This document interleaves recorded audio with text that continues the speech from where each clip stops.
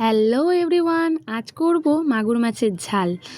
তো এই মাগুর মাছগুলোকে ভালো করে নুন হলুদ আর একটু তেল দিয়ে মাখিয়ে রেখে দিলাম। আজকের এই মাছ ভাজতে গিয়ে আমি নিজেই পুরো তেলে ফ্রাই হয়ে যেতাম বা পুড়ে যেতাম, কি আর বলবো। তেল গরম হয়ে গেল, তারপরে মাছটা দিলাম। দেখো জাস্ট কীরকমভাবে তেল ঠিকরালো, আমার গায়েও ঠিকরেছে, হাতে একটা দুটো জায়গায় ফোসকাও পড়েছে। তো যাই হোক, মাছগুলোকে না ঢাকা দিয়ে দিয়ে খুব সাবধানে ভেজেছি। আর এত পরিমাণ তেল ঠিকরাচ্ছিল, জাস্ট দেখো গ্যাসে ট্যাসে নিচে টিচে সব তেল ঠিকরেছে।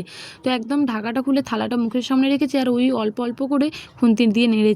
তারপরে কালো জিরে আর পেঁয়াজ কোচানো দিয়ে দেবো। এবার পেঁয়াজগুলো ভালো করে লাল হয়ে এলে হলুদ আর আদা রসুনের বাটাটাও দিয়ে দেবো। আদা রসুন আর লঙ্কা বাটাও ছিল সাথে। তো ওই বাটাটা দিয়ে ভালো করে একটু নাড়িয়ে চাড়িয়ে নিয়ে টমেটোটাও দিয়ে দেবো। টমেটোটা দিয়ে ভালোভাবে কষিয়ে নেবো, আর সামান্য জল দিয়ে, কারণ কড়াইতে না লেগে যাচ্ছিলো, আর সামান্য নুনও দিয়ে দিলাম। তারপর জলটা দিয়ে ভালোভাবে কষাবো। কষানো হয়ে গেলে পরিমাণ মতন জল দিয়ে দেবো। তারপর ওই জলটা ফুটে উঠলে একে একে যে ভেজে রাখা মাছগুলো সেগুলো দিয়ে দেবো।